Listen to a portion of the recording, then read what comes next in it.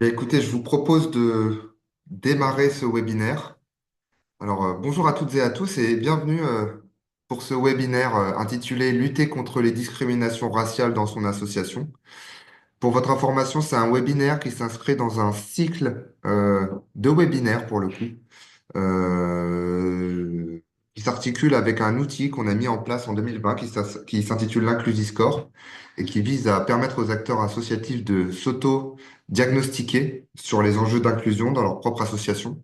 Mais ça, j'y reviendrai en fin de webinaire.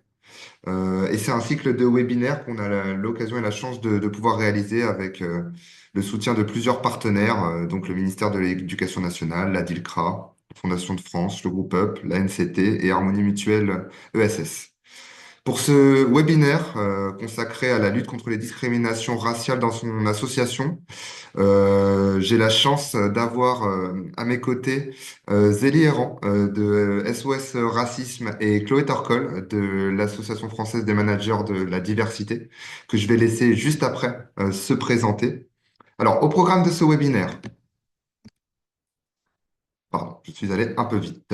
Au programme de ce webinaire, trois volets. On vous propose dans un premier temps, de revenir un petit peu sur des éléments de définition et quelques chiffres pour que vous puissiez vous représenter les enjeux et le poids des discriminations raciales en France. On reviendra après sur l'aspect outillage et bonnes pratiques en vous proposant des outils pour bien identifier les mécanismes et les causes des discriminations raciales, et puis surtout d'en voir ces manifestations et ses conséquences. Et puis on terminera ce webinaire par un petit questionnaire que je vous qu'on lancera en fin de webinaire pour sonder un peu vos besoins sur le sujet. Et puis une rapide présentation de l'outil Inclusiscore pour clôturer ce dernier. Quelques éléments pour la modération. Je vous rappelle que dans la barre qui est en bas, la barre noire qui est en bas de votre écran, vous avez un petit bouton Q et R pour questions-réponses. Donc, je vous invite à poser toutes vos questions tout au long du webinaire en cliquant sur ce bouton et en les posant directement dessus.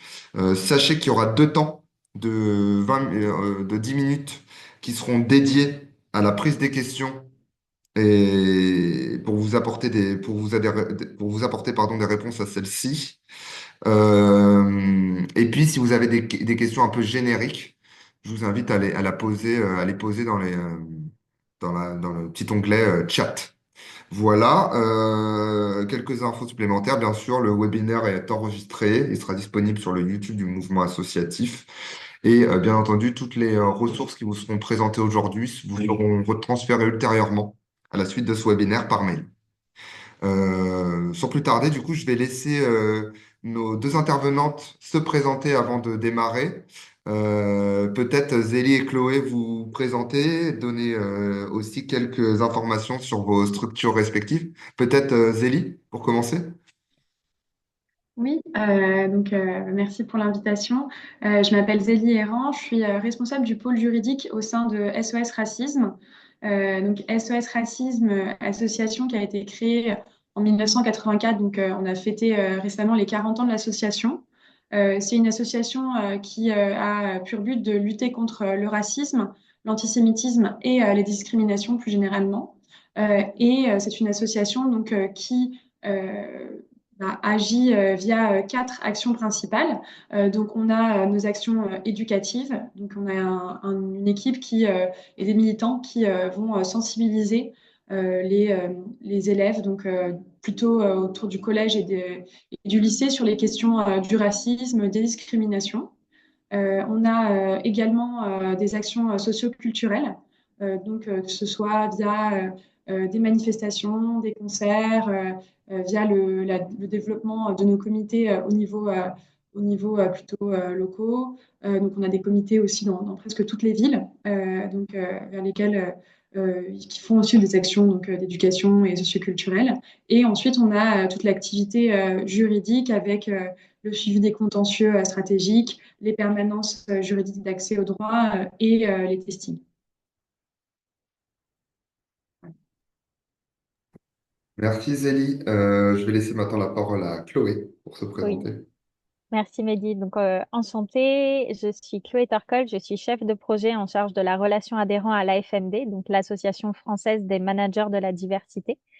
On existe depuis 2007, donc là on est dans notre 18e année. Notre rôle, c'est d'accompagner les organisations dans leur réflexion sur la prévention des discriminations au travail et la promotion de la diversité et de l'inclusion.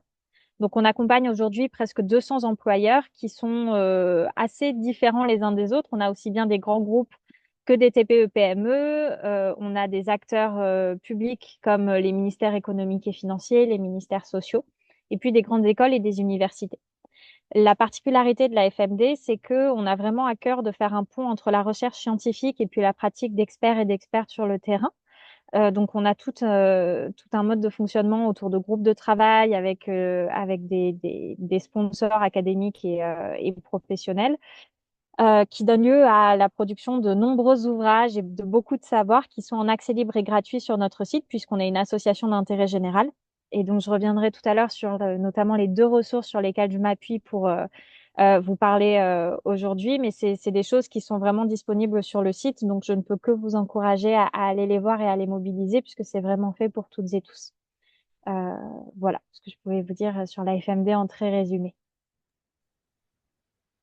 Oui, bah écoutez, sans transition, je vous propose de commencer ce webinaire en introduisant la thématique par justement en nous donnant quelques éléments de définition sur qu'est-ce qu'on entend par racisme, discrimination raciale et puis peut-être quelques chiffres.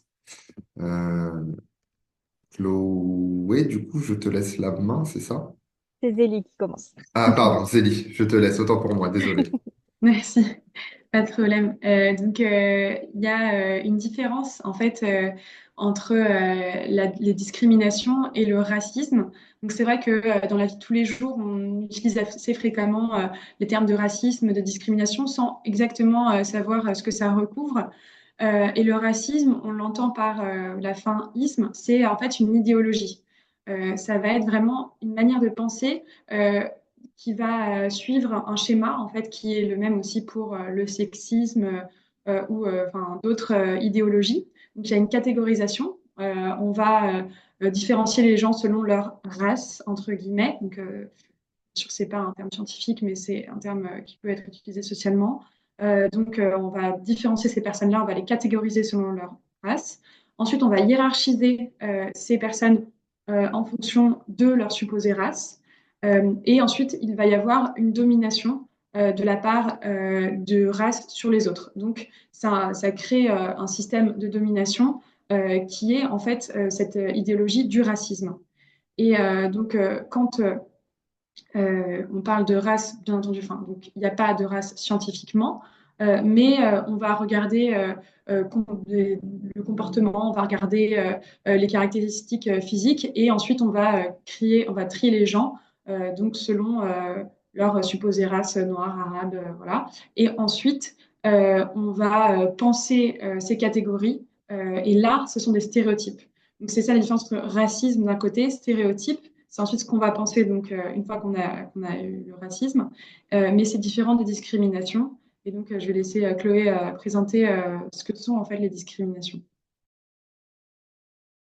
Merci Zélie. Donc effectivement, il y a un enjeu à faire une différence entre le racisme, donc l'idéologie, et les discriminations. Donc les discriminations, c'est vraiment quelque chose qui est couvert par la loi. Ça consiste en un traitement défavorable qui est donc en fait on a plusieurs éléments de définition. On en a trois qui sont des piliers vraiment très importants. C'est que la discrimination, ça va être le premier pilier, un traitement défavorable.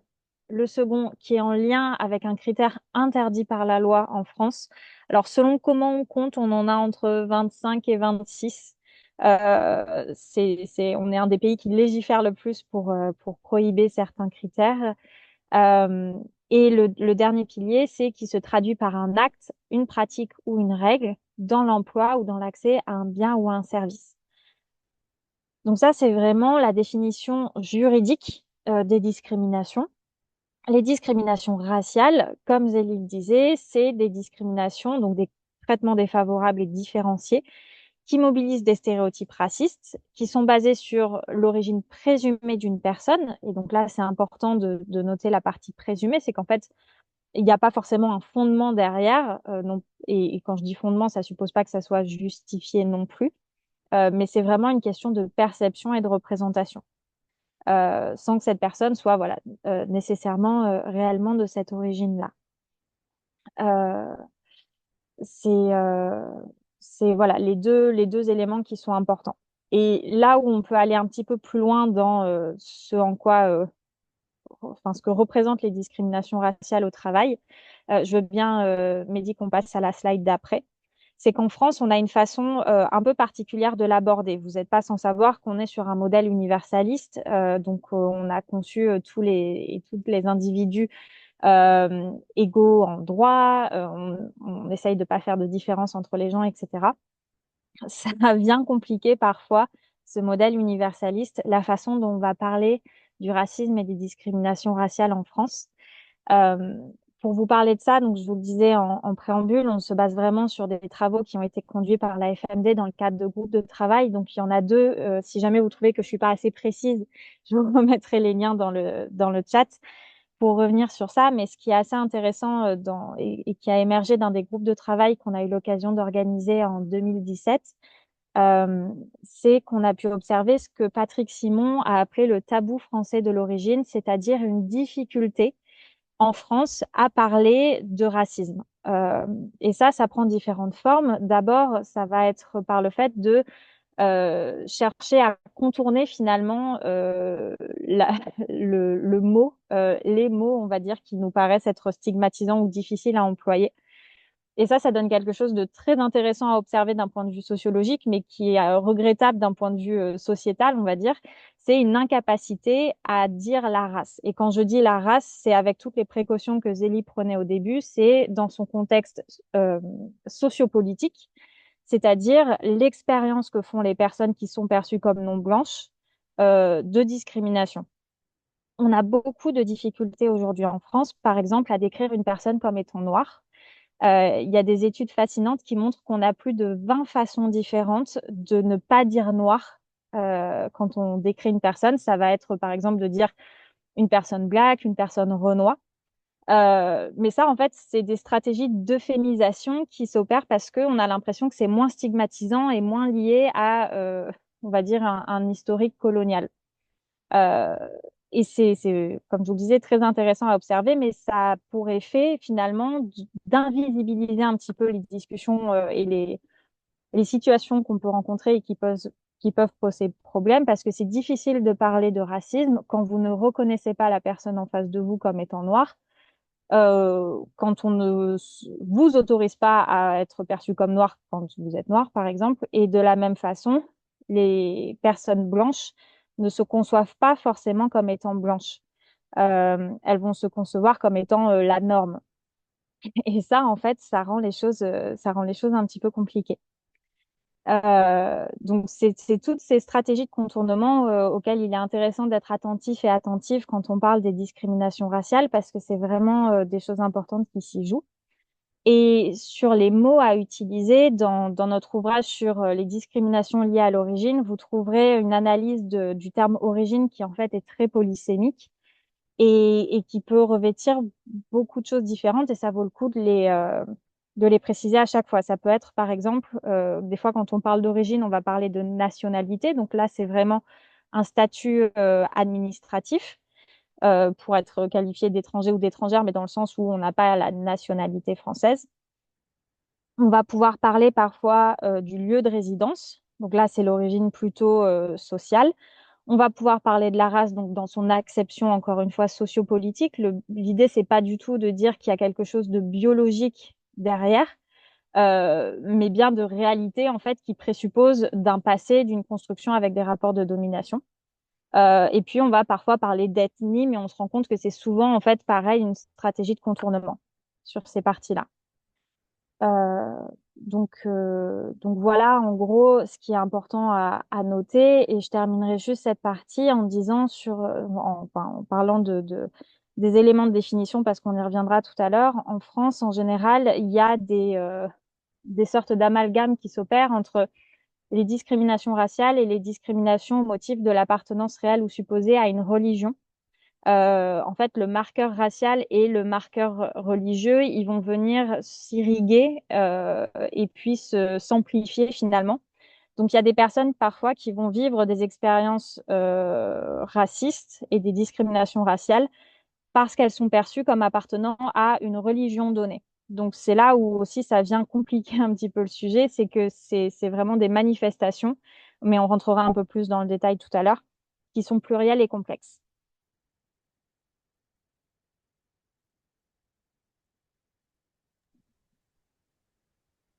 Merci Chloé pour continuer sur l'état des lieux et donner quelques chiffres. Euh, donc, je suis partie du baromètre du défenseur des droits qui, comme vous le savez sûrement, mais c'est une autorité administrative indépendante qui s'occupe de lutter contre les discriminations notamment et qui fait un baromètre sur les discriminations dans l'emploi tous les ans. Il ressort notamment que donc 38 % des personnes actives rapportent avoir déjà été témoins d'une discrimination en raison de la nationalité, de l'origine ou de la couleur de peau dans l'emploi. Donc, c'est aussi ce que regroupait sur l'origine plus généralement. Et 17% des actifs ayant déjà déclaré avoir vécu une discrimination dans l'emploi invoquent donc cette question de l'origine, encore une fois, de la nationalité ou de la couleur de peau. Donc, on voit que c'est quand même des discriminations qui sont très importantes en termes de chiffres, même si c'est pas des discriminations qui sont toujours rapportées ou qui sont toujours identifiées. C'est aussi la question des discriminations, on ne sait pas toujours on en fait l'objet.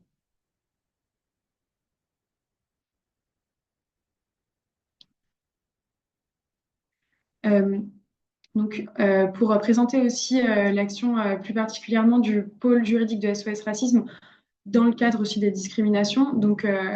On tient des permanences juridiques, que ce soit des permanences donc au téléphone tous les matins. On tient aussi des permanences juridiques par email, avec une adresse email qui est utilisable tout le temps. Et donc, on répond à tous les emails pour donner des conseils aux victimes de racisme, d'antisémitisme et de discrimination. On les accompagne dans leur démarche, que ce soit des démarches non contentieuses ou contentieuses. Et on voit avec eux, en fait, on fait vraiment de l'accès au droit. Et à côté, on fait des formations auprès des employeurs ou des différents acteurs pour prévenir les discriminations.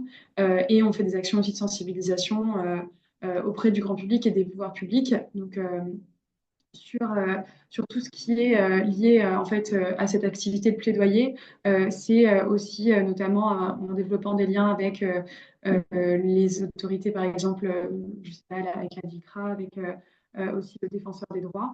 Mais après, c'est aussi différents acteurs associatifs ou non, des plateformes, donc par exemple des plateformes où il y a des discours de haine en ligne pour lutter contre les discriminations aussi dans ce cadre-là. En faisant des testings aussi, donc c'est des méthodes de test qui permettent de voir, de prouver les discriminations. Donc, par exemple, dans l'emploi ou dans l'immobilier. Dans l'emploi, ça va être en envoyant des, en envoyant des CV ou alors en appelant des agences immobilières en se faisant passer pour des personnes qui veulent discriminer selon les origines.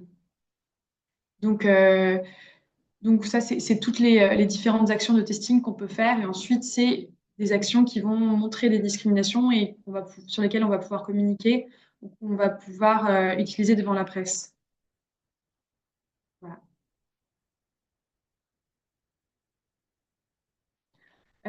Pour vous donner des chiffres un peu pour avoir une idée de qui est-ce qui fait enfin, qui est-ce qui nous saisit. et combien de fois on est saisi. Donc là, j'ai donné quelques chiffres, mais on envoie par email avec le pôle juridique à peu près 2500 réponses par an. On répond environ 400 fois au téléphone. Et on rencontre aussi des personnes en présentiel. Moi, j'ai pas mis le nombre de courriers parce qu'on les a pas trop comptés, mais on reçoit aussi des courriers par lettre. Et donc, sur la répartition des cas traités, donc il y a énormément de propos racistes. Donc, ça peut être, donc là, on est plutôt dans le cadre de l'emploi dans ce webinaire, ça peut être parfois dans le cadre du travail, euh, ou ça peut être des propos publics. On a aussi des signalements de personnes qui nous appellent pour nous dire qu'ils ont entendu des choses à la radio ou sur Internet ou à la télé. Il y a toutes les questions d'incitation à la haine, de diffamation. On a aussi donc 21% qui sont des discriminations raciales. Donc ça, c'est ce que Chloé définissait. 13% qui sont du harcèlement moral discriminatoire. Donc ça, c'est majoritairement dans le cadre du travail. 5% qui sont des violences à caractère racial. Donc c'est pour vous donner un peu une image de ce qu'on reçoit comme victime chez SOS. Et on va aussi, enfin, là ensuite, dans la prochaine slide, je proposais de vous expliquer un peu l'exemple, par exemple, des discriminations qu'on peut voir par rapport aux pratiques culturelles ou religieuses. Donc, ça, c'est 18% des actifs qui déclarent avoir déjà subi une discrimination dans l'emploi à raison de leur religion ou de leur pratique culturelle. Donc, pour faire un mini rappel sur ce point-là, donc la laïcité, c'est une question qui est vraiment très débattue, mais initialement, c'est le libre exercice des cultes. Donc c'est assez simple dans la loi de 1905, c'est la séparation de l'Église et de l'État, mais c'est la liberté de conscience et la liberté de culte.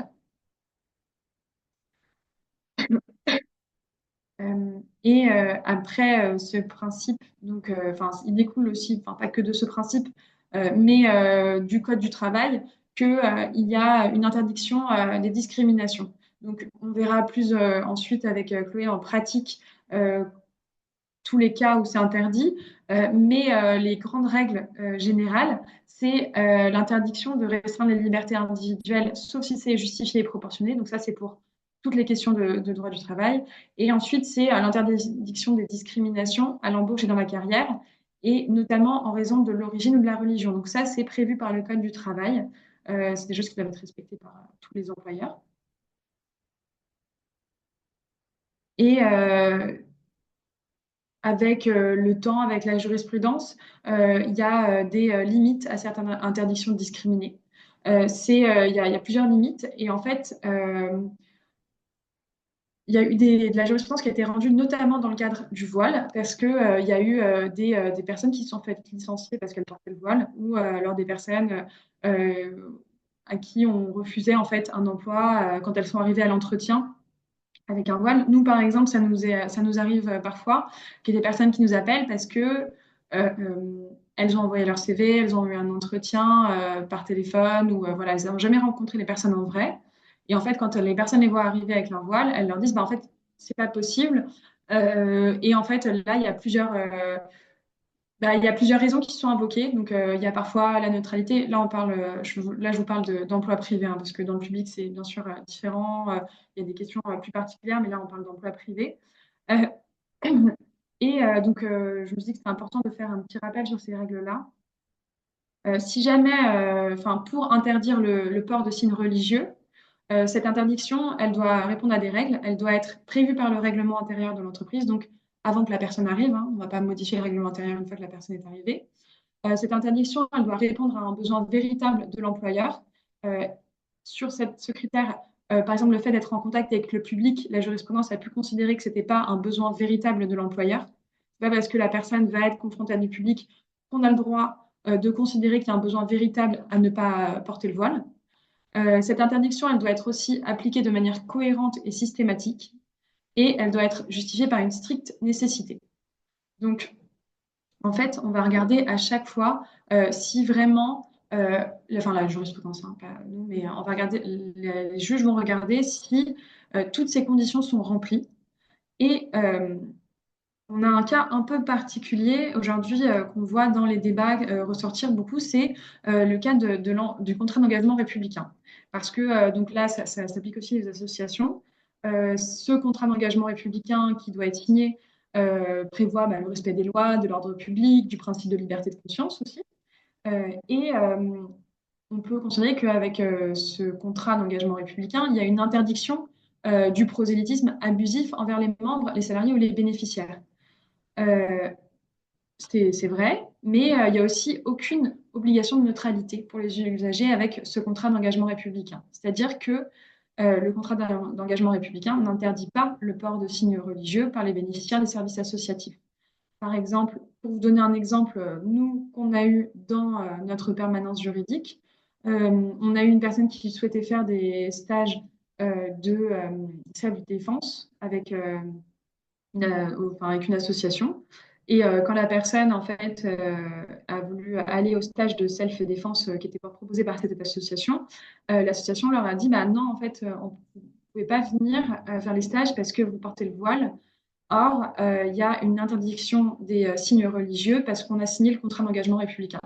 Et en fait, on a expliqué à cette association, enfin, et à la personne que la signature du contrat d'engagement républicain n'entraînait pas une interdiction du port du voile. Enfin, c'était juste pas ce qui était prévu. Donc voilà, c'est aussi pour ça que, donc là, c'était un usager, mais je pense que dans le cadre des associations, il faut penser aussi que ça s'applique pour les salariés ou les alternants c'est un exemple d'une interdiction de discriminer.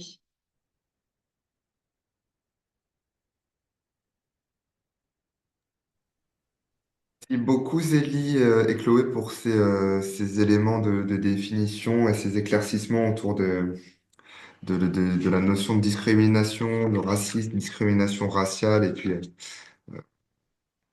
enfin voilà, tout ce que ça sous-tend dans son organisation, dans son association et puis le petit rappel avec un sujet d'actualité, le contrat d'engagement républicain.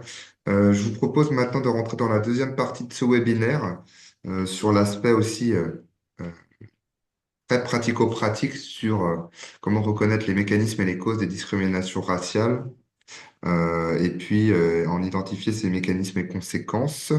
Chloé, je te laisse la main pour introduire cette Ouais. partie. Voilà. Est-ce qu'on répond aux questions avant ou on les fait plus tard? Tout à fait, tu fais bien de me rappeler. Ok. Merci beaucoup. Merci. Alors, on a eu quelques questions qui ont été voilà, proposées dans la barre. Théo, je te propose de peut-être de les prendre et de les poser directement à nos intervenantes. Absolument. Oui, alors on a à peu près déjà 7 questions. Il y avait une question de Roland donc, qu'il avait posée au tout début du webinaire. Euh, il voulait que vous reveniez sur la question des nouvelles expressions du racisme aujourd'hui. Voilà, si vous pouviez un petit peu développer comment le racisme a pu peut-être revêtir de nouvelles formes aujourd'hui par rapport à avant. Il y avait cette question-là et je vais peut-être vous en poser déjà deux, trois.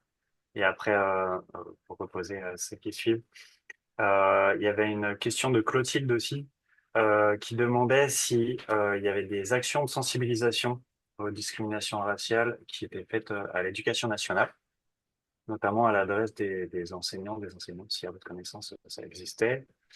Voilà, Roland revenait, donc c'était peut-être en lien aussi avec sa première question, une manière de l'appuyer sur la question du racisme systémique. Est-ce que vous pourriez peut-être revenir sur ce concept, définir la vision un peu systémique de ce qu'est le racisme? Voilà, question un petit peu conceptuelle.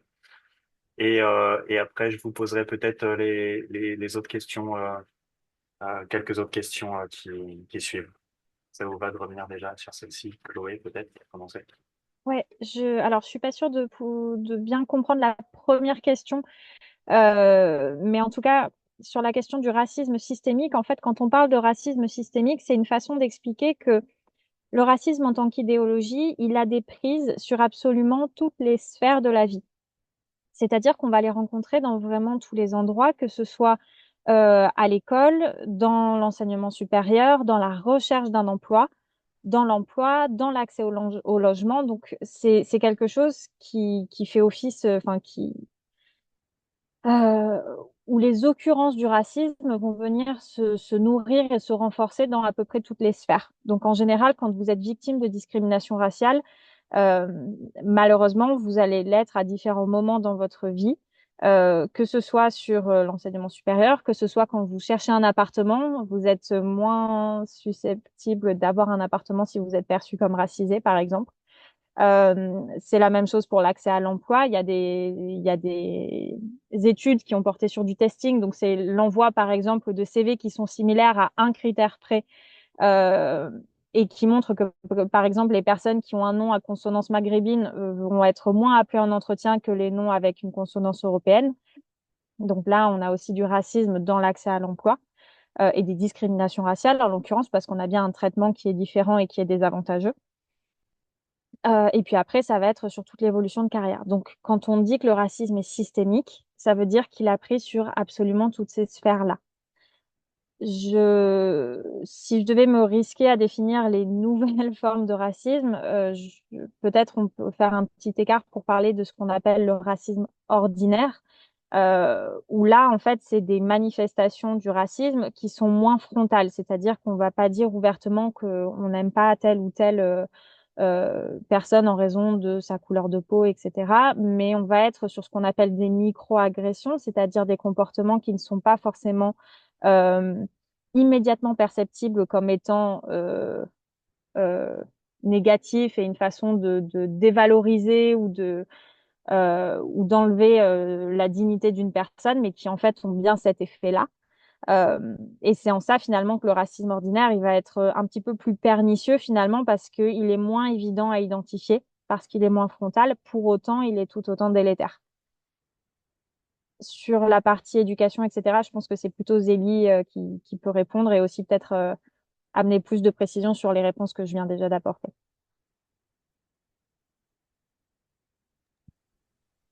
Merci Chloé. Oui, Zélie, peut-être sur la partie éducation, et du coup je complète parce qu'il y a quelques questions qui reposaient la question qu'en est-il d'une asso qui intervient auprès de l'éducation nationale avec une salariée portant le voile, par exemple?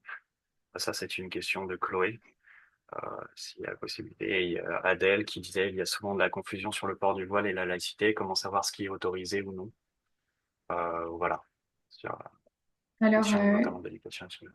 c'est vrai que sur le fait d'intervenir dans le milieu scolaire avec le voile, donc dans les milieux scolaires, il y a eu les lois sur le fait d'interdiction des signes ostentatoires religieux dans le milieu scolaire. Donc, initialement, c'était uniquement les professeurs et les élèves et dans les services publics en général. Et il y a la question en fait des accompagnatrices scolaires. C'est aussi, par exemple, enfin, toutes les accompagnatrices scolaires, est-ce qu'elles peuvent porter le voile ou pas? Il y a eu des décisions de justice qui sont contradictoires. Il y a eu des volontés aussi, des volontés d'interdire en fait le voile pour les accompagnatrices scolaires. Pour l'instant, c'est pas strictement encadré par la loi. Euh, donc, euh, donc ça, c'est vraiment pas très clair juridiquement. Enfin, pour l'instant, il n'y a pas d'interdiction, en tout cas, très stricte sur ces questions-là, parce que les décisions qui ont été prises par les juridictions récemment rappellent qu'il n'y a pas d'interdiction par la loi.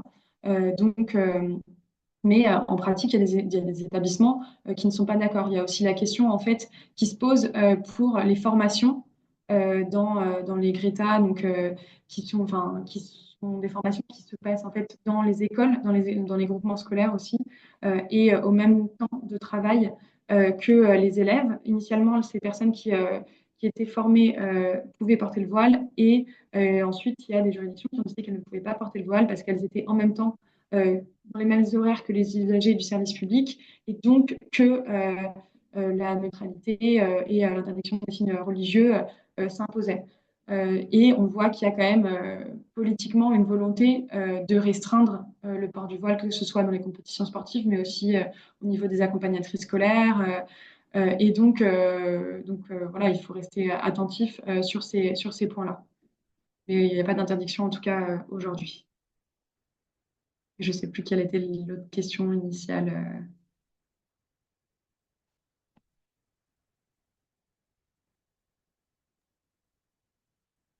Ton micro, Théo, je crois qu'il est éteint. Pardon, j'avais plus mon micro. Oui, en effet. Alors, tu as répondu. Il y avait quelques questions, peut-être simplement qui fouillaient un petit peu à cette question-là de la distinction en termes de neutralité de l'espace public et enfin du pardon du milieu privé et du milieu public. Et donc, du coup, quelles sont les règles spécifiques qui s'appliquent pour l'un et pour l'autre? Et il y avait la question sur les délégations du public. Comment ça se passe en termes de laïcité? Les délégations du public, là, j'ai pas la réponse comme ça parce que c'est quand même assez spécifique. En fait, il y a vraiment, il y a des, en fait, normalement, la règle vraiment, c'est euh, les usagers enfin, normalement, c'est les agents du service public qui travaillent pour l'État sont soumis au principe de la laïcité et de neutralité, mais ils doivent s'abstenir dans l'exercice de leur mission de service public de porter tout signe ou toute tenue manifestant leurs appartenances religieuses. Donc, c'était uniquement les agents. Puis, ça a été donc élargi, comme je disais, aux usagers du service public de l'éducation par la loi de 2004. Donc, ça, c'est les élèves dans les collèges, écoles, collèges, lycées publics. Et donc, pas aux parents d'élèves. Mais ensuite, en fait, il faut regarder à chaque fois si déjà c'est des agents ou des usagers. Et ensuite, il y a des éléments, en fait, il y a des circulaires différentes, il y a la jurisprudence différente. Donc, j'ai pas de réponse extrêmement large là, générale. Entendu. Merci. Je ne sais pas si on Et a encore le temps pour une ou deux questions, Mehdi. Il y avait Zélie peut-être qui voulait apporter un complément. oui, enfin, c'est juste pour apporter un petit complément, il y a quand même beaucoup de ressources sur le site du Défenseur des droits. Sur ces questions-là, ils ont rendu quand même beaucoup de décisions là-dessus. Donc, enfin, moi, je sais que c'est des ressources qu'on utilise beaucoup à la permanence. Si vous avez des questions plus spécifiques, et après, sinon, si jamais vous avez d'autres questions, vous pouvez aussi saisir notre pôle juridique sur ces questions-là. On regardera. De toute façon, sur les différentes questions, ce qu'on vous propose, c'est on va recenser les questions et puis voilà, quand il y a des petits éléments comme ça qui nécessitent d'être complétés, par retour de mail, ce sera l'occasion aussi d'apporter des éclaircissements. Il y en a juste Voilà. une sur laquelle j'aimerais revenir de Louise et Vicky qui demandent s'il y a des distinctions fondées sur le genre des personnes qui sont victimes de racisme. Il y a effectivement des expériences spécifiques qui croisent race, encore une fois, dans son acception sociopolitique, et genre. Ça, c'est grâce à des analyses de ce qu'on va appeler intersectionnelles qu'on arrive à en rendre compte. Donc, c'est-à-dire vraiment prendre en compte la multiplicité des expériences en fonction des critères de discrimination. On peut aussi croiser, par exemple, genre et handicap. Enfin, il y a plein de choses à faire. Et donc, on a des mots pour parler des expériences spécifiques, par exemple des femmes noires qui sont victimes à la fois de sexisme et de racisme. Ça s'appelle la misogynie noire. Et c'est pas uniquement du sexisme, c'est pas uniquement du racisme, c'est vraiment une expérience à part entière. C'est aussi le cas pour les femmes qui sont perçues comme étant arabes ou maghrébines. Ça s'appelle l'arabo-misogynie, si je dis pas de bêtises. Il y a d'excellents podcasts aussi sur le sujet qui vous permettent d'aller un petit peu plus loin sur ces thématiques-là. Et c'est assez intéressant de voir que sur certains chiffres, notamment sur l'évolution de carrière, les femmes racisées et les hommes racisés ne rencontrent pas des freins aux mêmes endroits. Donc, c'est pas suffisant d'uniquement analyser les discriminations raciales sous ce prisme-là, mais de rajouter, par exemple, la dimension genrée. Si vous êtes amené à faire des diagnostics, ça peut vous donner beaucoup d'informations sur à quels endroits est-ce que finalement il y a des situations d'inégalité qui sont spécifiques.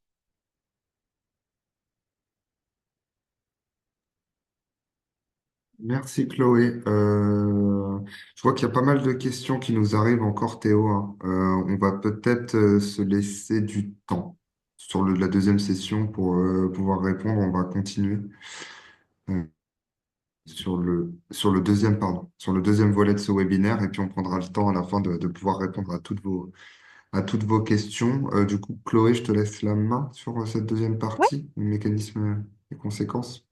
Donc là, l'idée, c'était de revenir un petit peu sur, en fait, qu'est-ce qui fait qu'il y a des discriminations raciales, alors en l'occurrence au travail, mais un peu partout au final, et quelles conséquences est-ce que ça peut avoir. Euh, les mécanismes qui conduisent au comportement discriminatoire, ils sont assez universels. Euh, et ils sont pas forcément simples à éviter, et ça, c'est important de le comprendre. C'est que, en fait, on va partir en tant qu'individu de la perception qu'on se fait du monde. Et très naturellement, notre cerveau va avoir besoin de catégoriser les choses, ne serait-ce que pour pouvoir traiter l'information rapidement. Et je crois que d'un point de vue euh, en lien avec l'évolution, ça nous permettait de réagir rapidement en cas de danger aussi. Donc c'est normal en fait que vous catégorisiez par exemple, les personnes en face de vous comme étant des hommes, des femmes, etc. Ce qui va commencer à poser problème finalement, c'est quand vous allez associer à ces catégories des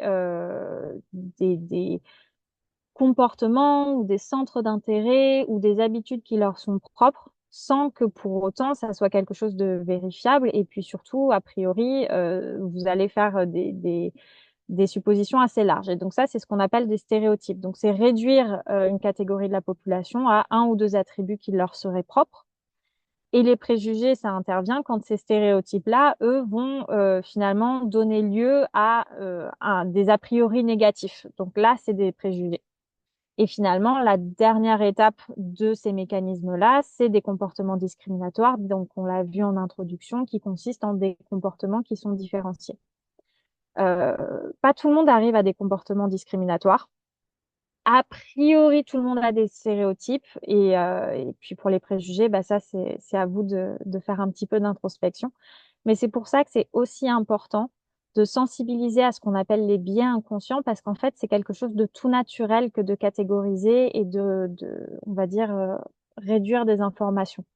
Ce qui est important, c'est de ne pas laisser ces biais inconscients venir avoir un impact sur la façon dont vous allez construire des relations avec les personnes ou comment est-ce que vous allez les traiter. Donc nous, on insiste beaucoup sur cette étape-là et globalement dans toutes les sessions de sensibilisation, vous allez vraiment avoir une partie sur les biens inconscients parce que c'est très très important de les déconstruire. On peut passer à la slide d'après sur les manifestations du racisme au travail. Donc on vous le disait tout à l'heure, ça va vraiment intervenir à tous les endroits de la vie professionnelle, que ce soit dans le recrutement, au long de la carrière, avec l'avancée de carrière, les promotions, etc.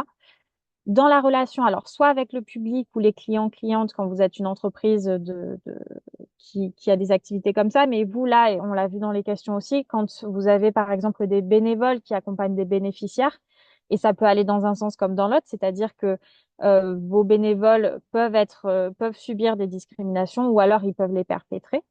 Et puis après, dans la vie quotidienne, sur l'interaction avec des collègues, des bénévoles, des bénéficiaires, etc. Donc là, avec Zélie, on va rentrer un petit peu plus dans le détail sur chacune de ces parties-là pour vous permettre d'avoir un peu des illustrations et de comprendre à quoi ça peut ressembler. Donc on peut aller sur la slide d'après, je pense que c'est Zélie. Oui, alors donc dans le recrutement, ça va être par exemple le fait et donc Chloé en parlait, on en parlait aussi tout à l'heure, c'est par exemple, on peut le voir dès l'envoi des CV que parfois il y a de la discrimination. Sauf qu'en fait, la limite à ça, c'est que quand on envoie un CV, la plupart du temps, on n'a pas de réponse. Donc, ou alors, enfin, et qu'on est refusé, on n'a pas de réponse, ou alors on a une réponse assez générique. Et donc, en fait, on ne sait pas qu'on a fait l'objet de discrimination. Sauf quand on met en place donc, des testings. Donc, c'est les méthodes C'est les méthodes que nous, on met en place chez SOS, mais qui sont aussi mises en place par OND, qui est un observatoire des données et qui fait souvent des méthodes de testing.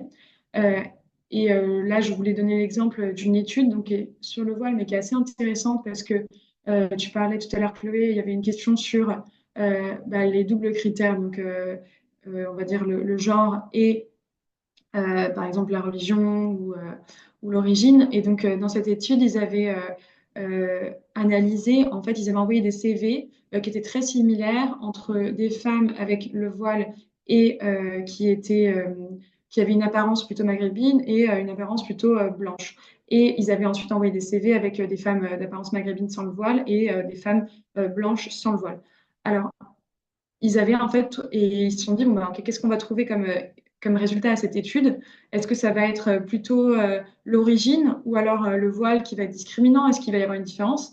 Et en fait, ils ont trouvé qu'il y avait quand même une très grosse différence entre voile et pas voile, mais ensuite, à l'intérieur de la catégorie des femmes voilées, il y avait très peu de différence en fait entre les femmes blanches et maghrébines. Et en fait, ils ont trouvé aussi que le voile, un testing par rapport à des offres de contrats d'apprentissage, le voile abaissait de plus de 80% les chances de recevoir une réponse positive. Donc c'est vraiment dès le début en fait du parcours de recherche d'emploi que les discriminations peuvent arriver. Et donc c'est dès cette étape-là que vous, en tant qu'employeur dans des associations, on doit en fait se poser la question de OK, dès le traitement des CV, comment est-ce que je peux mettre en place des mesures pour que, en fait, il n'y ait pas de discrimination, parce que les discriminations, elles sont parfois faites sans vraiment qu'on s'en rende compte aussi.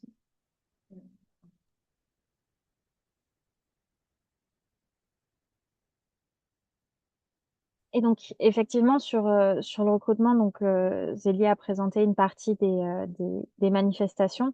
Euh, Quand ces personnes arrivent finalement à avoir un entretien, et on l'a vu, c'est pas forcément quelque chose d'évident.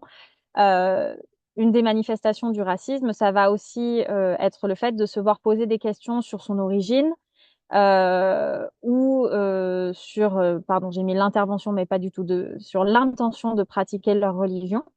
Et donc là, ça peut être très très difficile de réagir, déjà parce que parfois on ne s'y attend pas, parce qu'on ne sait pas finalement quels sont ses droits, et comment est-ce qu'on réagit à des questions qui sont en fait techniquement interdites par la loi et le principe du recrutement inclusif. Et surtout, en fait, on est dans une relation d'asymétrie, dans une relation d'entretien. Donc ça veut dire qu'en fait, on n'a pas aussi les mêmes outils que si on était déjà employé et en CDI et qu'on pouvait faire valoir ses droits d'autres façons. Donc il y a beaucoup de manifestations du racisme qui arrivent au niveau des entretiens qui finalement ne sont pas reportées parce que c'est très difficile à prouver. Pour autant, il faut rappeler que l'obligation de la preuve n'existe plus pour les personnes qui sont victimes et que c'est bien à l'employeur et aux personnes qui recrutent de prouver qu'elles n'ont pas discriminé. Ce n'est plus aux personnes qui en sont victimes d'apporter la preuve d'une discrimination. Et ça fait quand même une grosse différence. Zélie, il y avait une remarque à rajouter, je crois. Oui, oui, pardon. Enfin, j'ai mis remarque sur l'accent. Je voulais rajouter ça. Alors, d'ailleurs, c'est intéressant ce que tu viens de dire sur les reversements de la charge de la preuve. Peut-être pour compléter sur ce point du renversement de la charge de la preuve, c'est parce que les discriminations donc, sont interdites sur le plan pénal et sur le plan du droit du travail. Et en fait, sur le plan pénal, quand il y a la discrimination au sens du code pénal, donc dans tous les secteurs et dans les secteurs qui sont prévus aussi par la loi, il y a toujours la preuve qui doit être apportée de la discrimination, alors que c'est vrai que dans le cadre du droit du travail, si la personne décide d'agir sur le fondement du code du travail devant le Conseil des prud'hommes, là, c'est là où il y a un renversement de la charge de la preuve et c'est à l'employeur de prouver qu'il n'a pas commis une discrimination. Et d'ailleurs, c'est une question qui revient souvent, nous, dans nos permanences juridiques, parce que quand les personnes font l'objet de discrimination, ils nous disent, bon, bah, OK, qu'est-ce que je fais? Est-ce que je porte plainte? Est-ce que je vais devant le Conseil des prud'hommes? Il y a plusieurs aspects qui sont intéressants à savoir. C'est que au pénal, la preuve, elle est libre. Donc, si par exemple, vous avez un enregistrement d'une personne qui est en train de vous discriminer, vous pouvez aller devant le tribunal correctionnel ou, je sais pas, enfin, devant une juridiction pénale et porter plainte parce que vous avez la preuve qui est libre, alors que c'est pas le cas devant la juridiction prud'homale. Mais devant la juridiction prud'homale, il y a le renversement de la charge de la preuve. Bon, ça, c'est des points procéduraux qui sont assez intéressants en termes de discrimination. Et sur l'accent, c'était pour donner l'exemple qu'on avait de personnes qui nous ont dit, bon, ben, en fait, je suis arrivée en entretien, donc c'est des personnes, leur CV avait déjà passé en fait cette question, et ensuite, en fait, ils se rendaient compte que comme en fait leur patronyme n'indiquait pas forcément leur origine, là, quand ils arrivaient et qu'ils avaient un accent, ou voilà, c'est là où en fait ils avaient beaucoup de questions à ces sujets, à ce sujet-là. Et donc c'est vraiment quelque chose qui revient souvent. Donc c'est aussi à réfléchir à comment on forme les personnes qui font passer des entretiens. Il y a des questions en fait juste qui sont déplacées et qui ensuite vont entraîner peut-être des discriminations. Voilà, c'est important de le garder à l'esprit parce que c'est un cas qu'on a quand même très souvent. Euh, pour finir sur la partie recrutement, je voulais juste mentionner, alors c'est pas un vrai terme juridique ce que je vais utiliser, mais c'est une forme de discrimination en anticipation. C'est notamment vrai pour les personnes qui ont une appartenance manifeste à une religion euh, et qui candidatent pour des structures dans lesquelles il y a par exemple une clause de neutralité, donc qui a priori viendrait restreindre la possibilité de porter des signes religieux. Quand vous recevez une personne en entretien qui porte un signe religieux alors que vous avez une clause de neutralité, c'est une discrimination par anticipation que de considérer que elle ne va pas pouvoir s'intégrer dans le collectif de travail. Donc en fait, la personne que vous recevez, vous êtes censé lui faire passer son entretien tout à fait normalement et avoir une discussion au moment de l'intégration pour réexpliquer qu'il y a une clause de neutralité. Mais vous ne pouvez pas décider en amont du recrutement que cette personne-là ne pourra pas travailler dans l'organisation, par exemple. Et donc, c'est des phénomènes de ce qu'on appelle des discriminations par anticipation qui interviennent aussi au moment du recrutement.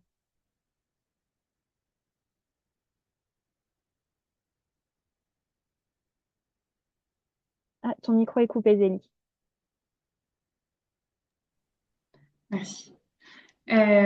Donc, il y a aussi, on voulait parler aussi ensuite des manifestations et conséquences dans l'exécution du contrat de travail. Donc, si les personnes ont réussi à passer cette étape et sont embauchées et qui commencent une relation de travail dans une entreprise, euh, il faut savoir que la discrimination, elle peut enfin, consister en, par exemple, des sanctions ou alors une évolution qui sera différente en raison des critères qui sont interdits par la loi par exemple, de leur origine, nationalité, donc tout ce qu'on a vu tout à l'heure. Et il y a aussi un autre grand cas, en fait, de discrimination, c'est quand il y a un harcèlement moral à caractère discriminatoire. Donc, le harcèlement moral, c'est la définition classique du harcèlement moral, donc avec des agissements répétés ou un acte unique suffisamment grave, surtout quand on parle de harcèlement moral discriminatoire. Il y a une dégradation des conditions de travail qui porte atteinte à la dignité de la personne et qui altère sa santé physique ou mentale. Donc, c'est des gens qui viennent, par exemple, nous voir. Nous, ça nous arrive très souvent qu'on ait des victimes de harcèlement moral discriminatoire qui viennent nous voir et qui nous disent, bah, en fait, je me fais insulter, mais les gens pensent que c'est des blagues, donc c'est des blagues racistes ou des surnoms au travail. Et en fait, ça a un vrai impact sur leur santé physique ou morale. Et parfois, ça va de pair avec un refus de la hiérarchie de s'en occuper, ça va de pair avec une situation de détresse mentale et ça va de pair aussi avec une hiérarchie où en fait les gens se rendent compte qu'ils n'évoluent pas dans la société. Donc ça fait des années qu'ils sont là, ils ne se font pas virer, ils ne sont pas sanctionnés particulièrement, mais ils n'évoluent pas. Ils voient tout le monde évoluer et pas eux. Et donc là, c'est aussi tout l'intérêt d'avoir un renversement de la charge de la preuve et c'est tout l'intérêt aussi de se rendre compte que bah, il faut en fait traiter le problème à la base et c'est aussi, on va parler de l'obligation de sécurité et de santé de l'employeur, mais il faut vraiment faire attention à ces cas-là. Et en fait, on voit aussi qu'il y a non seulement parfois les employeurs qui ignorent ces problématiques-là, mais il y a aussi les juridictions qui ignorent ces problématiques. Nous, on a eu un cas très récemment un employé qui se faisait appeler bougnoul de façon répétée pendant des années dans son entreprise et la juridiction en première instance, donc le Conseil des prud'hommes, a considéré que ce n'était pas du harcèlement moral à caractère discriminatoire parce que bougnoul, c'était un surnom. Donc en fait, on est un peu dans enfin, je veux dire, il y a vraiment un besoin essentiel de sensibilisation. Donc, c'est bien que vous soyez tous là au webinaire, mais je pense que au-delà de ça, une sensibilisation dès les grandes écoles ou dans les universités, dans les lycées, c'est essentiel pour se rendre compte des impacts aussi que ça peut avoir sur la santé des personnes.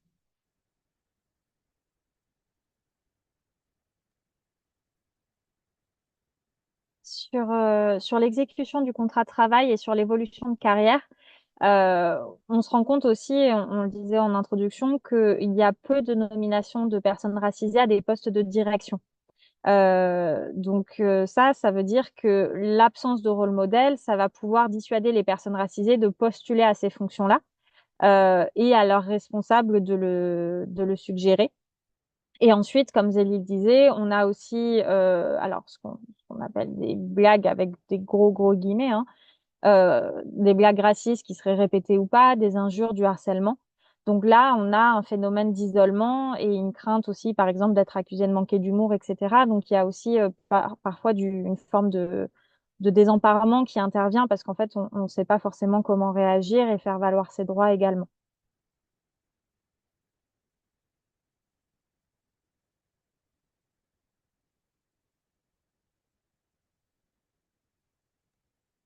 Et donc, ce que j'ai commencé à aborder, c'est que l'employeur, notamment l'employeur associatif, il a une obligation de sécurité. Donc, une obligation de sécurité, c'est aussi d'assurer la santé physique et mentale de ses salariés. Il doit adopter toutes les mesures de prévention du harcèlement, de toute forme de discrimination. C'est-à-dire qu'il doit former ses équipes, les informer et ça a été notamment reconnu par rapport aux agissements des bénévoles et aussi des personnes qui ont un contrat aidé. C'est-à-dire que, en fait, l'employeur doit vraiment, enfin, il a vraiment une obligation. Il ne peut pas juste se dire, bon, bah, OK, il y a eu des cas de discrimination, des blagues, du harcèlement, bon, bah, OK, mais c'est pas moi qui l'ai, enfin, c'est pas, il pourrait se dire, c'est pas ma faute, quoi que ce soit. Bah, si, en fait, à partir du moment où il n'a pas essayé enfin, il n'a pas eu des actions de prévention par rapport à ses comportements, il a manqué à son obligation de sécurité et il peut engager sa responsabilité à ce titre. Par exemple, un employeur qui n'a pas mis en place des moyens de signalement, des moyens de signalement qui fonctionnent, hein, et de réagir, bah ça peut engager sa responsabilité. Donc, il faut bien comprendre que cette obligation de sécurité, elle a des contours très larges et que elle vise vraiment à assurer la santé des employeurs et aussi des bénévoles et enfin de toutes les personnes qui peuvent être assimilées à l'employeur. Et donc vraiment, c'est comment est-ce que je préviens et je réagis en cas de discrimination.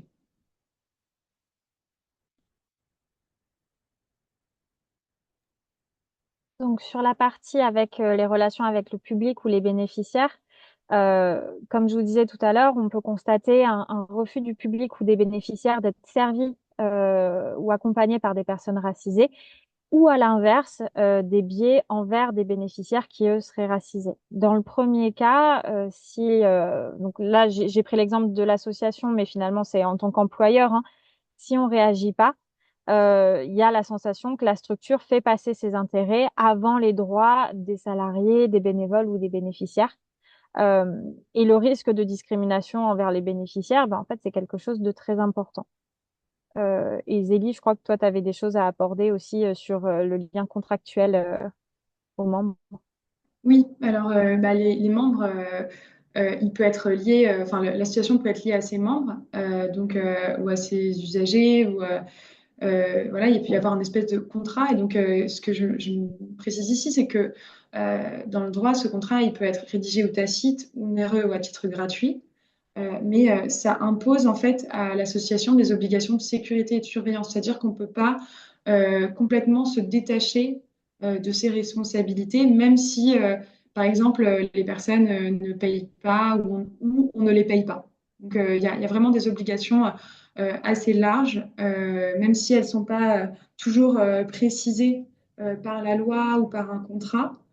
Ça n'empêche pas qu'il existe quand même des obligations de la part, enfin, qui incombe à l'association.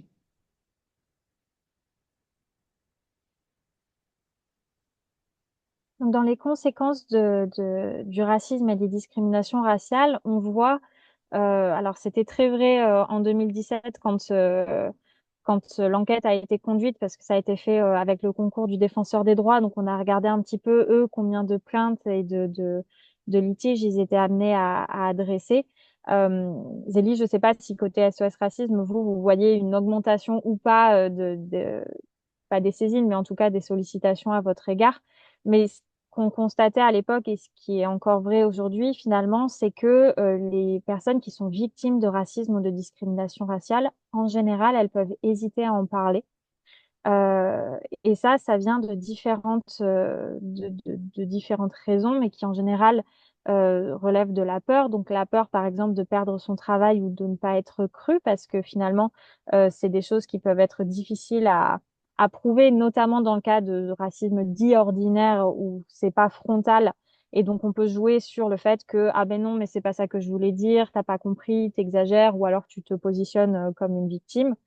Euh, il y a aussi l'appréhension de subir des sanctions, alors même que la loi protège les lanceurs d'alerte et les personnes qui font remonter des situations problématiques, donc que vous soyez victime ou témoin. Malgré ça, on a peur de subir des sanctions. Ça peut aller, par exemple, ça peut s'accompagner d'une crainte pour la progression de carrière, ou alors du fait d'être exclu parce qu'on est perçu comme une collègue qui va se plaindre facilement, à qui on ne peut rien dire, etc. Et c'est aussi difficile d'en parler quand on n'est pas certain et certaine d'être soutenu par ses collègues ou par son ou sa manager. Donc ces peurs-là, elles sont vraiment légitimes. Et la seule façon de lutter contre, ça va être d'avoir un engagement ferme de l'organisation et de chaque personne qui évolue dans cette organisation, qu'il soit salarié ou bénévole, contre le racisme et la discrimination raciale, pour vraiment permettre l'expression des victimes et puis la réparation des préjudices. Euh, Ça, c'est quelque chose de primordial, c'est que ça va passer par un engagement.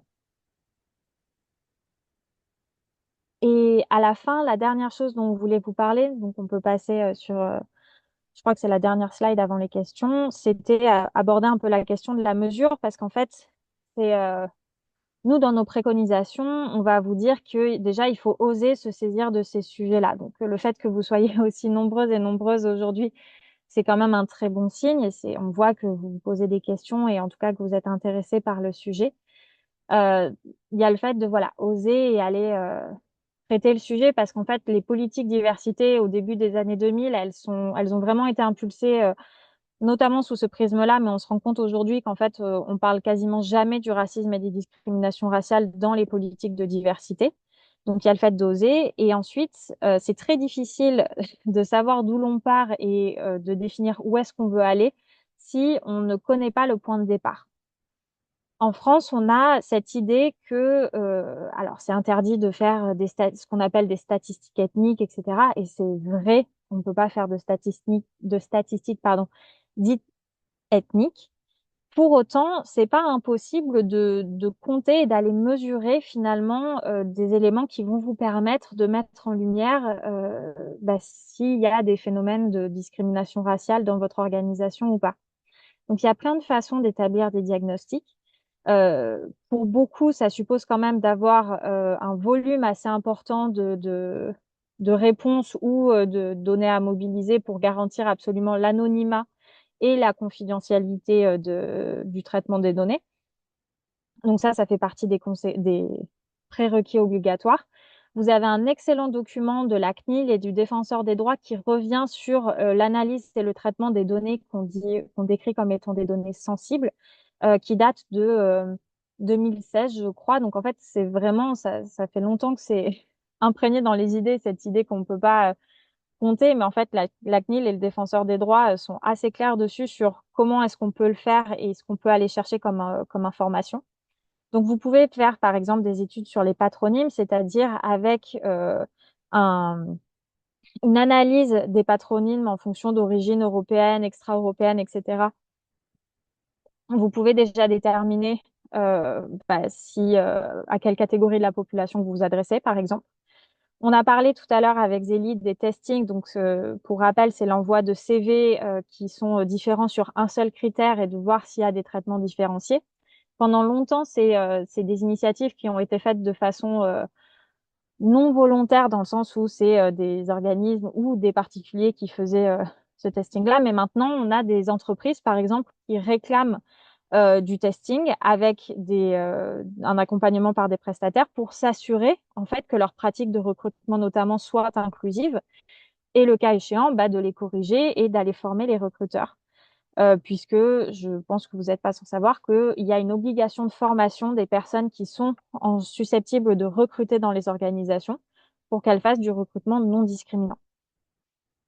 Et ensuite, il y a une dimension qui s'articule aussi avec la dernière, donc c'est le recueil des perceptions et la logique d'autodéclaration ou d'auto-identification, c'est-à-dire que euh, c'est très important d'aller mesurer les perceptions de votre collectif de travail et d'aller demander aux personnes qui en font partie si elles estiment faire partie d'une organisation inclusive. Alors, je sais que pas tout le monde ici est dans une grosse structure, donc évidemment, si vous êtes 5, ça va être très compliqué. Ne le faites pas, ça va pas être bon d'un point de vue anonymisation des données. Mais dès que vous êtes, on va dire, plus de 50-60, je pense que ça commence à valoir le coup de se poser la question.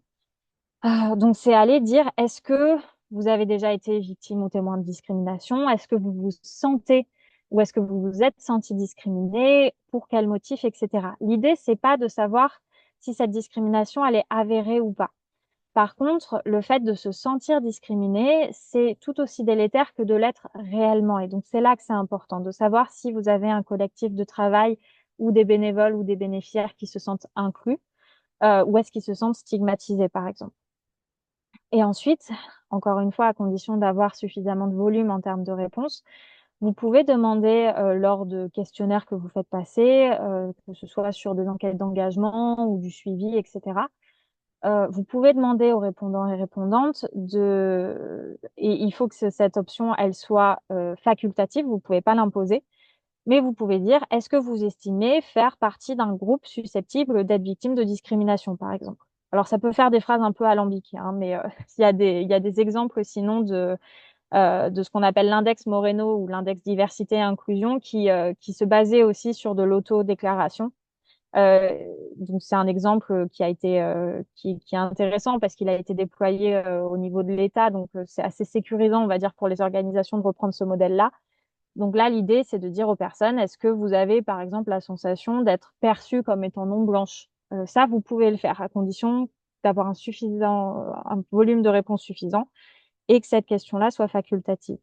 Et en allant chercher ce genre de données, vous allez pouvoir dire, OK, ben en fait, et c'est possible sur le genre aussi, par exemple, vous pouvez vous dire, dans l'organisation, on a X% de femmes qui estiment avoir déjà entendu un propos sexiste, mais on a X% de femmes racisées qui estiment avoir entendu un propos sexiste, et voir si c'est quelque chose qui va bouger. Donc, c'est des façons de collecter des données qui sont à votre disposition. Là, je suis allée dessus très, très rapidement, mais vous avez plein d'infos avec le document du défenseur des droits et de la CNIL ou nous, dans nos ouvrages, on en a un sur la mesure de l'inclusion. Donc, vous avez des ressources à mobiliser si vous voulez creuser le sujet.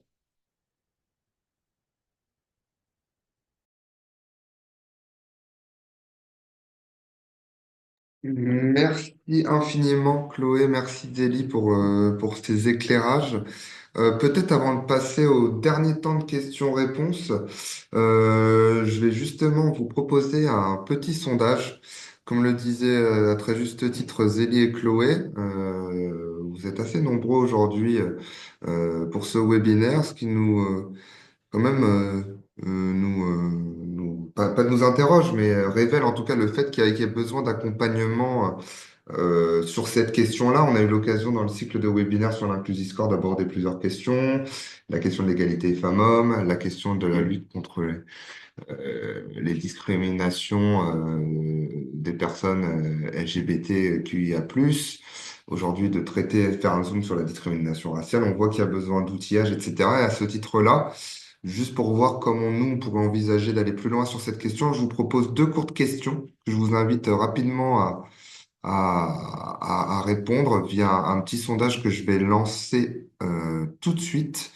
Il faut juste que je trouve le petit bouton. Sondage, voilà. Voilà, donc vous avez deux questions. Pensez-vous avoir besoin d'accompagnement sur les sujets de lutte contre les discriminations? Donc discrimination au sens large, hein. L'idée étant de savoir est-ce que vous pensez avoir besoin d'accompagnement sur les discriminations, de l'outillage, ses enjeux, éléments de définition, etc. Dans votre association. Et enfin, est-ce que vous seriez intéressé, et surtout est-ce que vous participeriez, au-delà d'être intéressé, à un événement sur votre territoire autour de ces questions-là, pour en savoir plus, mais surtout pour monter en compétences et avoir des bonnes pratiques pour mettre en place des choses dans votre organisme. Voilà. Donc on va se laisser une petite minute. Ceux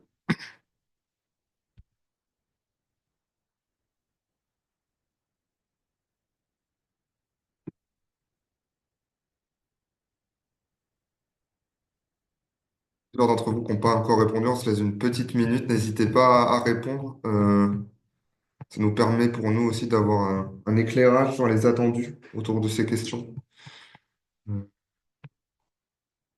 se laisse une toute petite minute. 5, 4, 3, 2, 1. On va clôturer, mettre fin au sondage. Je vous remercie pour ces réponses-là. Du coup, on voit bien que vous êtes intéressé et que vous seriez intéressé par un événement peut-être un peu plus étoffé sur la question des discriminations sur vos territoires autour de ces sujets-là. Euh, Paradoxalement, c'est assez équilibré sur le besoin d'accompagnement sur ces sujets.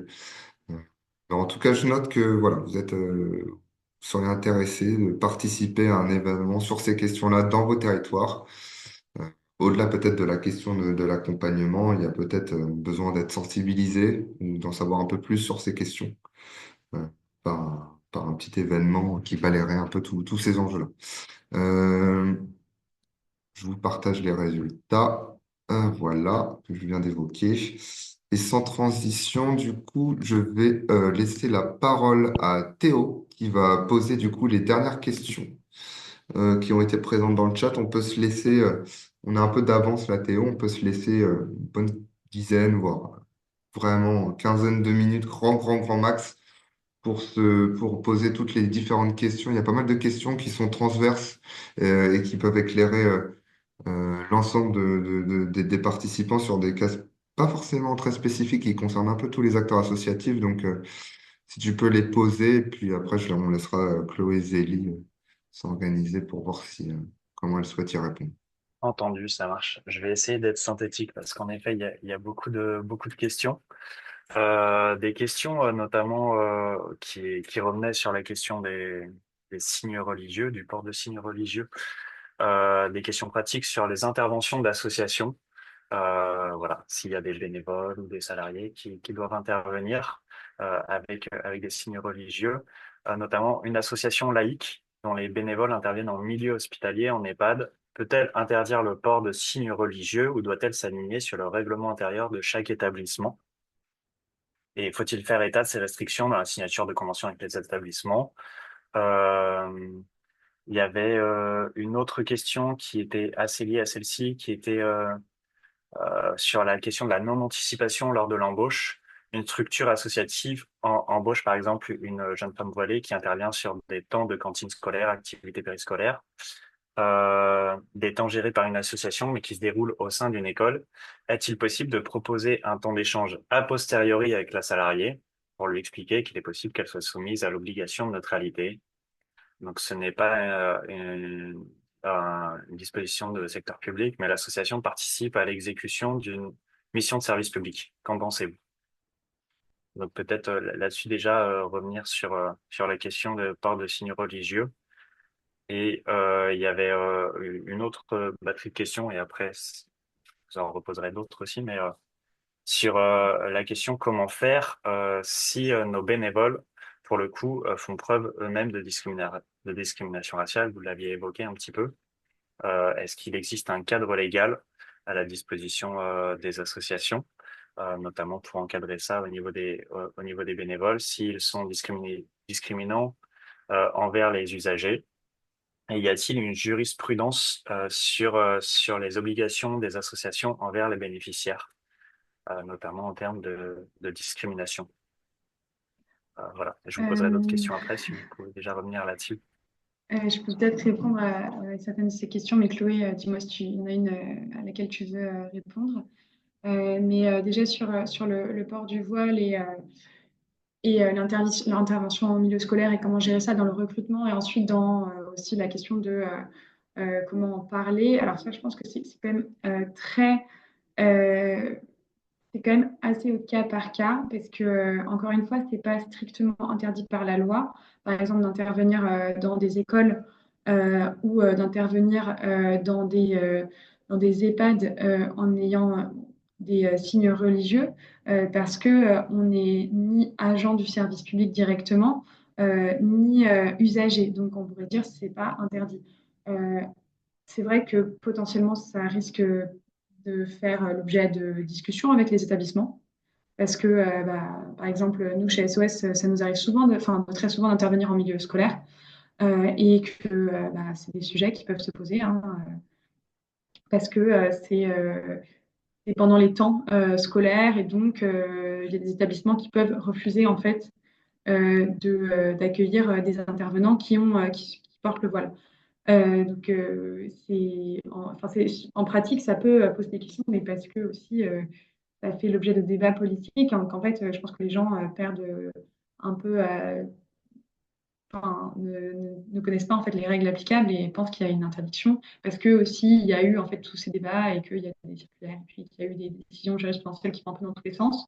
Donc, je pense que le plus important, c'est soi-même de réfléchir à ses besoins nécessaires et de se rappeler qu'aujourd'hui, c'est une discrimination à partir du moment où elle est pas justifiée, elle est punie par la loi. Donc, voilà, après, chacun fait ses choix, mais en tout cas, ça reste une discrimination tant que c'est pas interdit tant que c'est sur des critères qui sont interdits, ça reste une discrimination. Donc voilà, mais je peux comprendre que ça pose des problèmes en pratique, mais nous aussi, on a ces problématiques-là qui se posent, donc je les comprends, mais voilà. Ensuite, c'était la question aussi, oui, donc est-ce qu'il y a une jurisprudence et sur l'obligation de l'association par rapport à ses membres, à ses usagers. Donc, en fait, alors, à partir du moment où c'est vraiment dans un contrat de salariat, là, il y a les règles du Code du travail qui s'appliquent. Donc là, il y a l'obligation de sécurité et de santé de l'employeur. Donc ça, on demandait l'article. C'est l'article je crois que je l'ai mis dans la présentation, mais je crois que c'est l'article L4121-1 et suivant. Et donc ensuite, c'est la jurisprudence qui a interprété cette obligation de santé et sécurité et qui y a ajouté donc toutes les questions de lutte contre la discrimination. Euh, c'est applicable à l'employeur associatif. Ensuite, pour ce qui est de la relation en fait avec des tiers, là, l'association peut engager sa responsabilité civile délictuelle. Donc, c'est-à-dire que on pourrait considérer que, ou alors sa responsabilité contractuelle. En fait, il n'y a pas de, moi, je n'en ai pas vu. En tout cas, après, j'ai pas fait une analyse approfondie, donc il faudrait peut-être voir avec un avocat ou quelqu'un qui est spécialisé en droit des associations ou en droit du travail.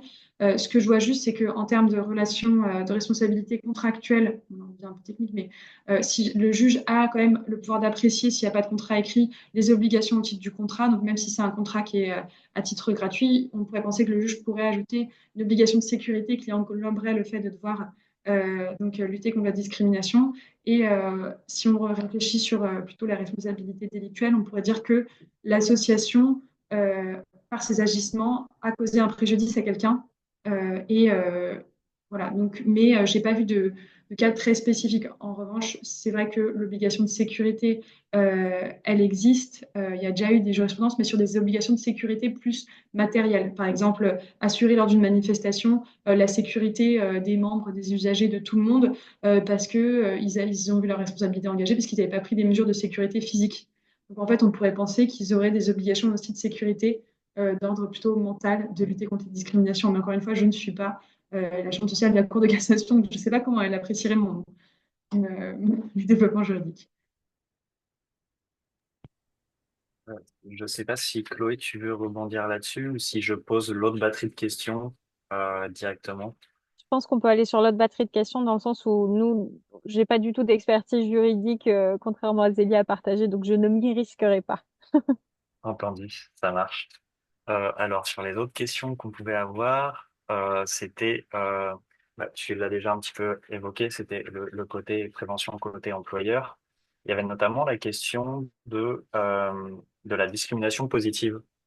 Euh, enfin, la discrimination positive est-elle possible? Et donc la question c'était, je me posais des questions sur le recrutement intéressé de personnes d'origine étrangère en termes de discrimination positive, le fait de choisir de recruter un type de personne, que dit la loi par rapport Mm. à ça. Et une petite précision aussi côté employeur, c'était est-ce que le plan de prévention des discriminations peut se faire dans le cadre d'une négociation annuelle obligatoire, c'est-à-dire cette négociation qui se fait entre l'employeur et les délégués syndicaux. Voilà, est-ce que ça peut être un bon véhicule pour ces questions-là? Et donc ça, ce sera le côté un petit peu employeur. Il y avait aussi pas mal de questions sur les outils pratiques que vous pouvez proposer. Donc, est-ce qu'il y a des permanences physiques? Il y avait une question, est-ce qu'il y a des permanences physiques à Toulouse, etc.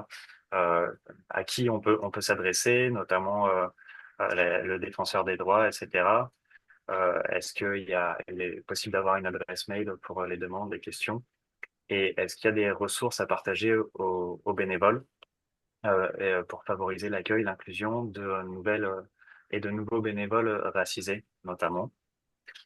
Et enfin, peut-être des questions un peu plus larges aussi, donc sur le terme non blanc, non blanche, qui fait débat. Est-ce que vous pouvez voilà, parler, préciser un petit peu ces questions-là? Et une autre question, le racisme n'est-il pas un rapport social comme le sexisme? Et pas seulement une idéologie. Alors, bon, je vous ai donné toutes les questions, mais je pourrais revenir. Voilà, comme ça, je vous laisse choisir par laquelle vous J'ai, voulez commencer. ouais, j'ai pas tout retenu, mais celle sur la discrimination positive ou le fait de recruter, euh, par exemple, différentes nationalités ou autres, ça me rappelle le fait qu'on n'a pas parlé du racisme dit bienveillant, encore une fois avec des énormes guillemets, mais il y a quelque temps, on a eu l'occasion d'en parler dans la sphère public suite au décès d'une personne d'origine asiatique. Et en fait, il y a une manifestation du racisme qui se veut bienveillante dans le sens où on a l'impression d'apposer sur typiquement les personnes d'origine asiatique ou perçues comme étant d'origine asiatique des caractéristiques qu'on estime être positives, c'est-à-dire le fait d'être organisé, le fait d'être travailleur, le fait de d'être fort en maths. Il y a énormément de clichés sur les personnes qui sont perçues comme étant d'origine asiatique. Euh, le fait d'y apposer des stéréotypes positifs, ça reste du racisme.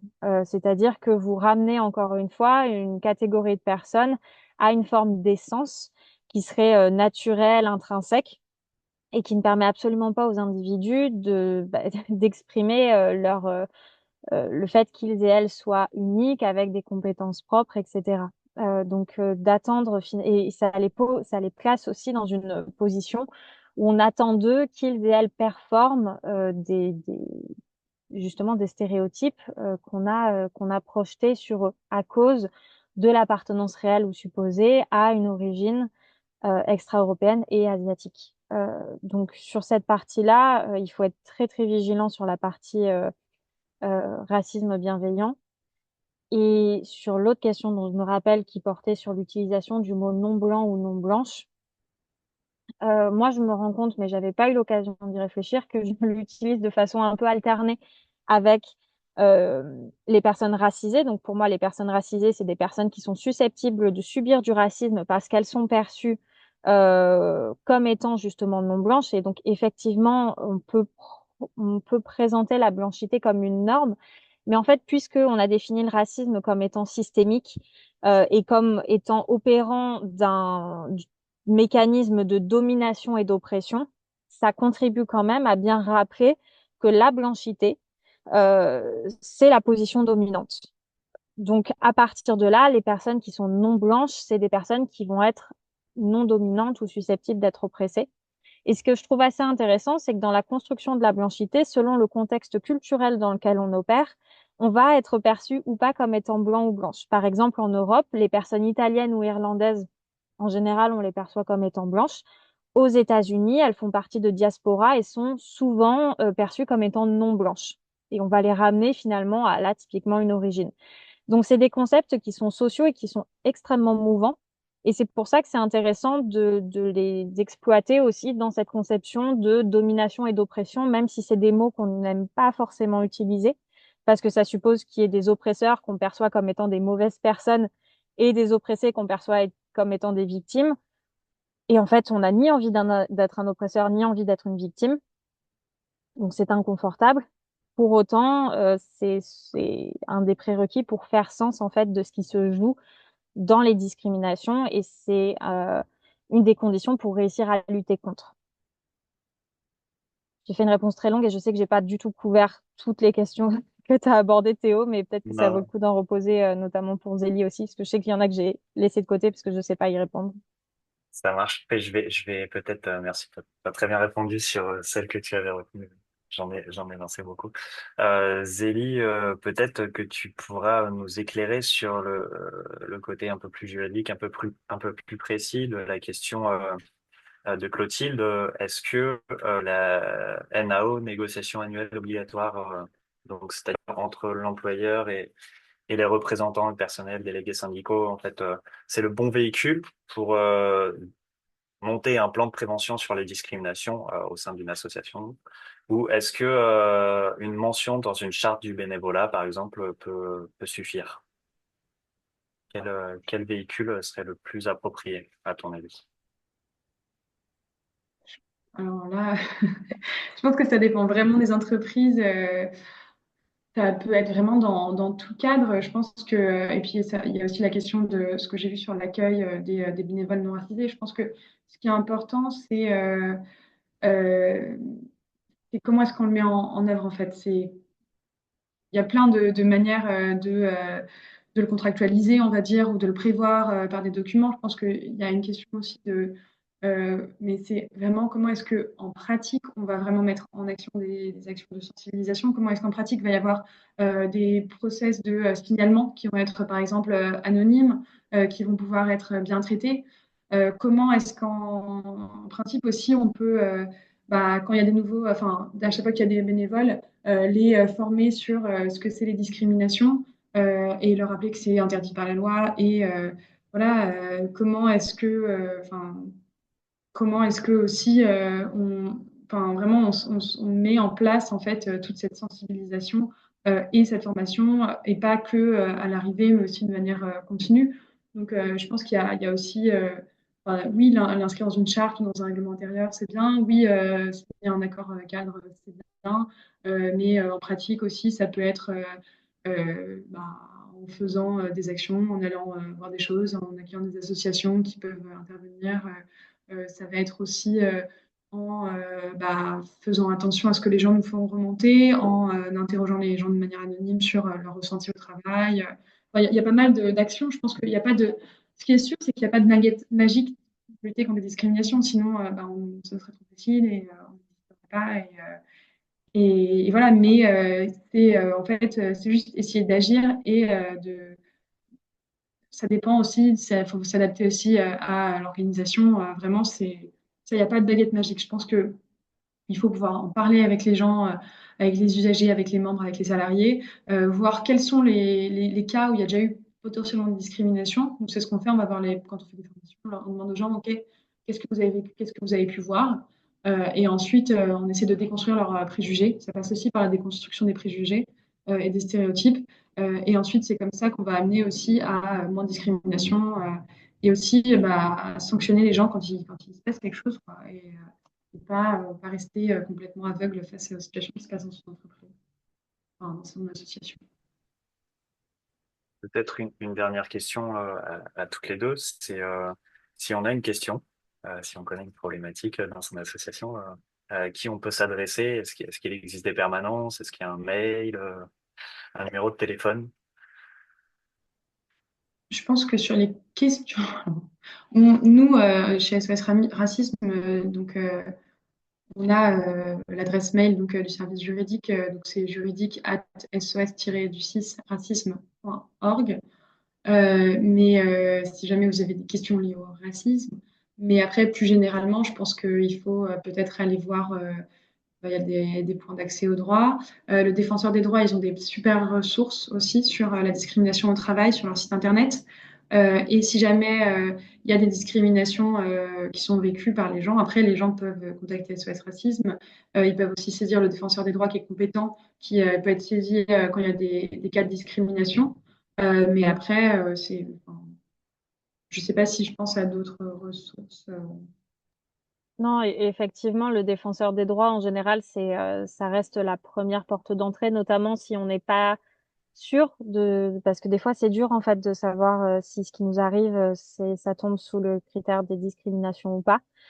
Donc, vous avez notamment la plateforme anti-discrimination, je crois qu'elle est avec un S, celle-là.fr, qui en fait est la plateforme du défenseur des droits où vous pouvez saisir votre problématique. Il y a aussi la DILCRA qui, à mon avis, a un certain nombre de ressources.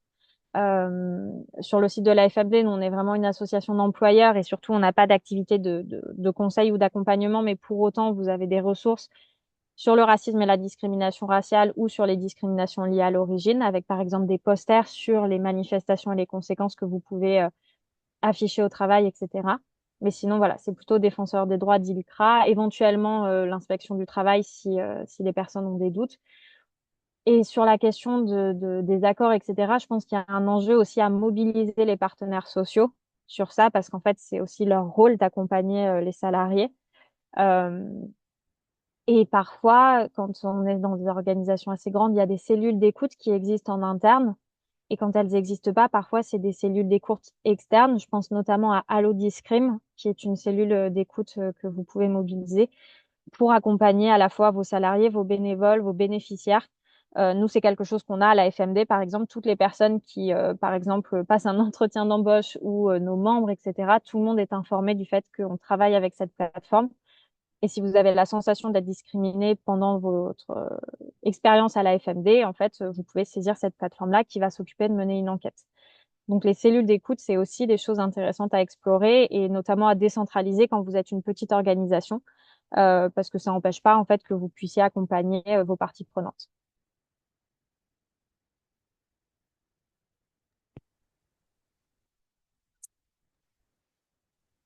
Eh bien, écoutez, merci infiniment pour ce tour des questions très exhaustif. Peut-être juste un mot pour conclure avant de remercier chaleureusement nos intervenants et notre modérateur.